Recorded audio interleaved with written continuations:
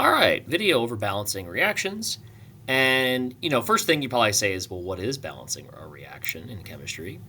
And basically, it's making sure the number of atoms on both sides of a reaction are correct. And not just the number of atoms, not just like 5 atoms is 5 atoms. It's making sure if it's, 3 apples, quote unquote, and 2 oranges, that's 5 total, is 5 on the other side. But it better also be 3 apples on the other side, 2 oranges. You're probably saying, what in the world am I talking about?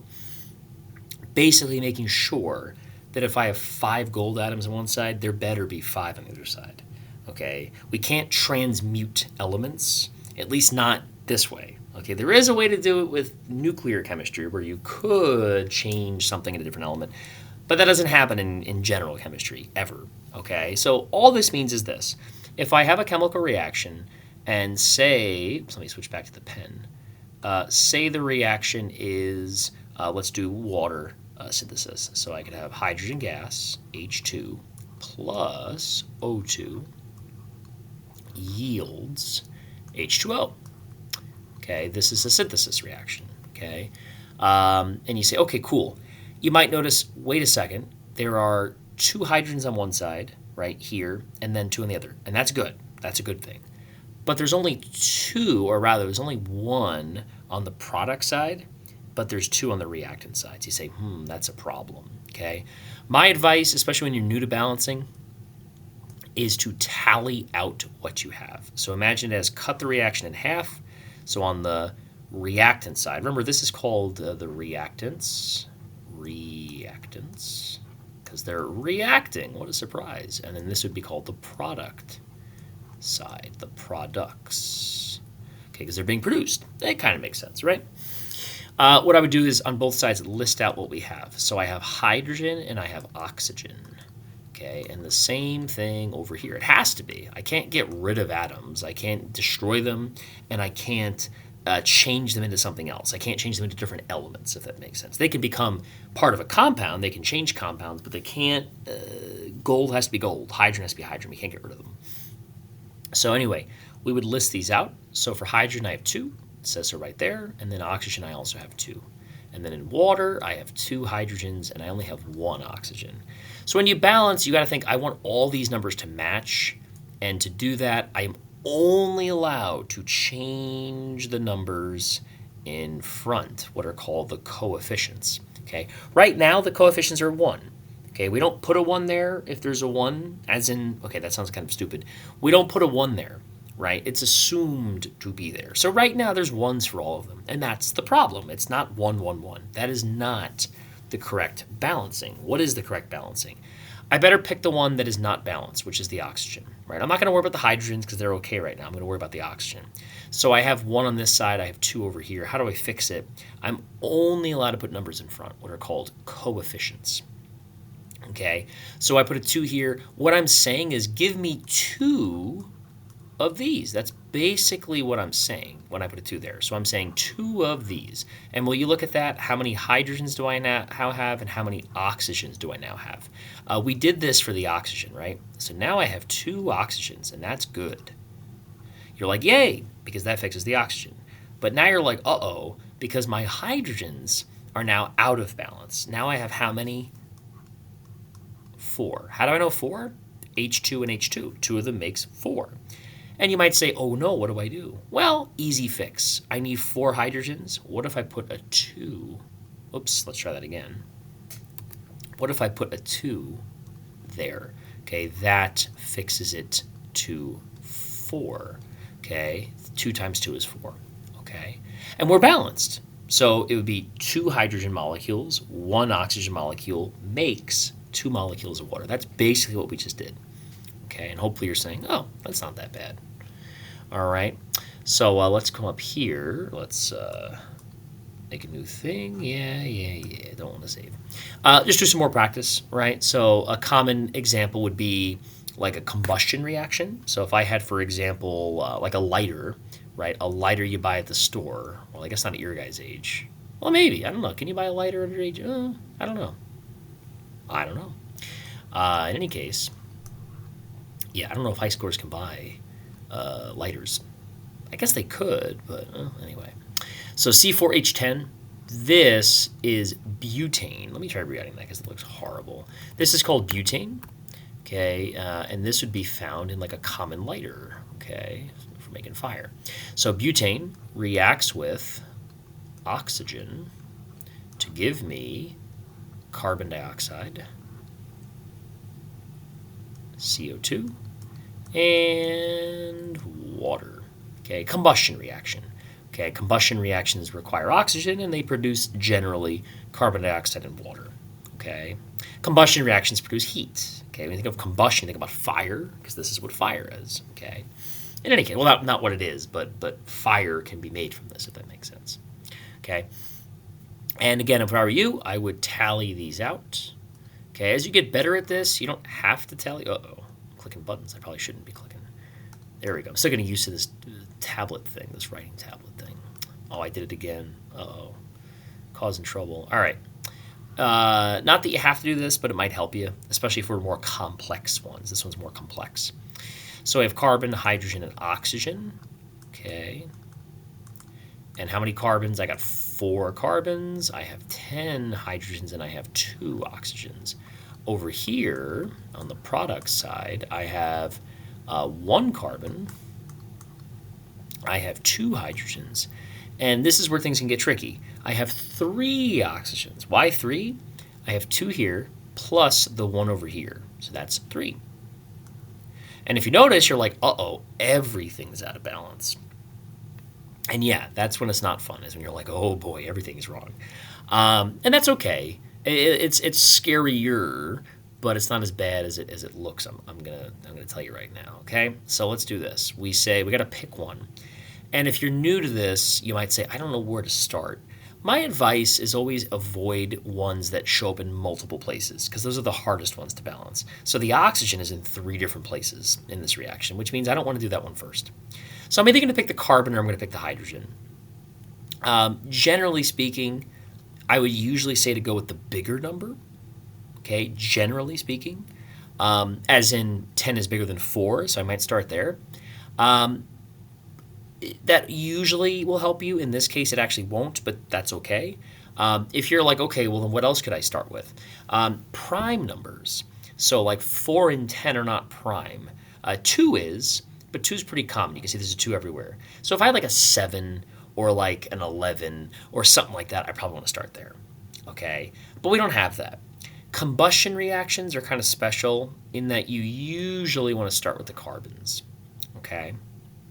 Now, I picked this one because this one's kind of tricky, okay? So if you pick carbon, okay, and you say, I want to get carbons good. I have 4 over here. How do I get 4 over here? You say, oh, easy, put a 4 there, right? Yeah, so that makes this go to 4. That's why we did it. And now the oxygens update. 4 times 2 is 8, plus the 1 is 9, okay?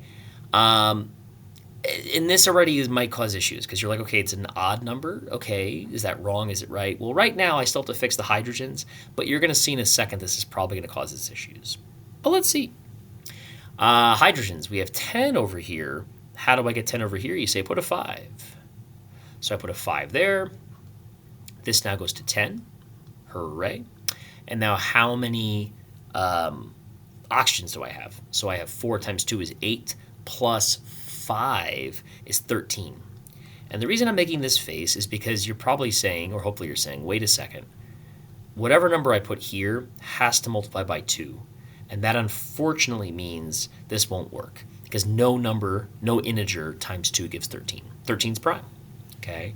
So this is a problem, all right? And there's no way to fix it. You say, oh. And if this happens to you, you go, oh my God, I'm wrong. It's okay. What do? You just back up and say, okay, I'm not going to try the carbons first, right? In this case, and I'm going to show you how there's a solution. Don't worry. But if you say, I'm going to try the hydrogens first, right? We'd have the same exact issue, right? AKA, you say, I want to get 10. I put a 5 here. So now you say it's 5 times this. So this turns into 7. And it means, again, no matter what number you put here, we're going to have problems. Because, again, you'd come back over here, there'd be a 1 here, and then you'd say there have to be a 4 here, but it's not going to work, right? You see the problem? So sometimes your best bet is to double something, Okay, and again, I'm not trying to say that this is like advanced balancing or anything like that. It's just sometimes like you learn different techniques, different strategies. So we'll put down here a 3, back where that was. Okay, back to balancing. When in doubt, and this is actually very helpful, when there's an even number of carbons, doubling it is actually a really good idea. Okay. And again, the worst thing that happens is it doesn't work. The worst thing that happens is you try this and it doesn't work. This will work, okay? But I'm just trying to say, like, it's not like there's a right way to balance. There are many ways you could do it, and it's situational what techniques you might apply, if that makes any sense, okay? So I'm going to put a 2 here. What does this do immediately? Well, it updates this to 8, and then my hydrogens update to 20. Okay, and generally speaking, we don't want to make bigger numbers, but sometimes you got to. Okay, and you'll see why here in a second. So now I have 8. Okay, can I get 8 carbons? Yes, I can. I put an 8 here. This goes to 8. And my oxygens update, right? 8 times 2 is 16 plus 1 is 17. Okay, and you're going, okay, it's odd. Yep, it is, but keep trying, see what happens. So now I have 20 hydrogens. How do I get 20 over here? I better put a 10 here. Put a 10 there. Okay, why a 10? 10 times 2 is 20. Yay. How many oxygens do I have now?